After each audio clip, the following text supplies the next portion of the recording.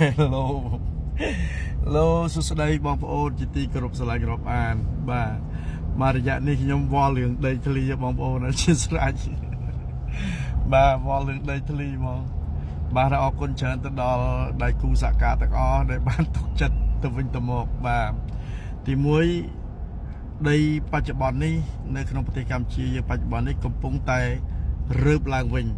បាទរើបឡើងវិញហើយពាក់ព័ន្ធនឹងដីដែលរើបជាងគេនោះគឺដីសម្រាប់ធ្វើតំបន់សេដ្ឋកិច្ចពិសេសបាត់ស្ដាំធ្វើតំបន់សេដ្ឋកិច្ចពិសេស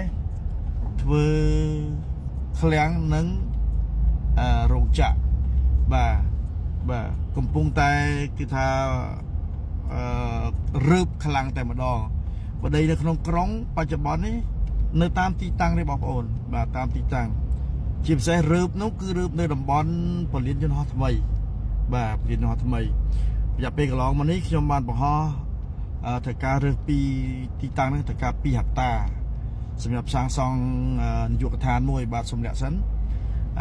មួយទៀតសម្រាប់សាងសង់សន្តាគារនោះកន្លះហាត់ 5000 ម៉ែត្រការ៉េបាទឥឡូវនេះកំពុងដុតដៃដុតជើងហើយក៏សូមអរគុណដល់បងប្អូនដៃគូសហការទាំងអស់គ្នាបាទប្រឹងឡើងបន្តទៀតហើយបងប្អូនអ្នកដែលមានបំណងត្រូវការឬមួយក៏មានភ្ញៀវក្នុងដៃត្រូវការដី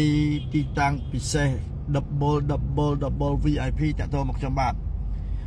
ដីតំបន់សេដ្ឋកិច្ចពិសេសមានច្បាប់តំបន់សេដ្ឋកិច្ចពិសេសប្រាប់សេដ្ឋកិច្ចពិសេសស្រាប់តាក់ទងមកខ្ញុំបាទផ្ទាល់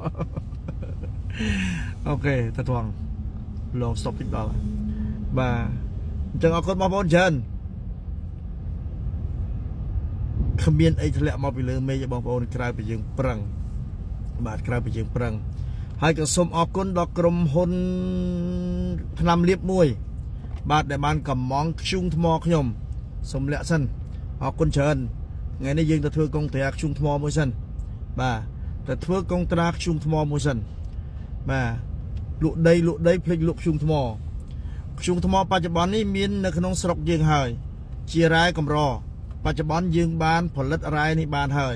បាទមិនបាច់យកពីម៉ាឡេឥណ្ឌូនេស៊ីណាមកទៀតទេបងប្អូនតើការខ្ជុំថ្មតាក់ទងមកខ្ញុំបាទផ្ទាល់លោកលៀនអាព្រីលកនីន012 400 010គុត7 3ដើម168 031 9 7 3ដើម168ខ្ជុំថ្មនៅក្នុងប្រទេសកម្ពុជារបស់យើងបាទតាមឧស្សាហកម្មរោងចក្រក៏ដូចជាវ៉ារីគីសនីផ្សេងត្រូវការខ្ជុំថ្មតាក់ទងមកខ្ញុំបាទអរគុណជំរាបលាបាយបាយ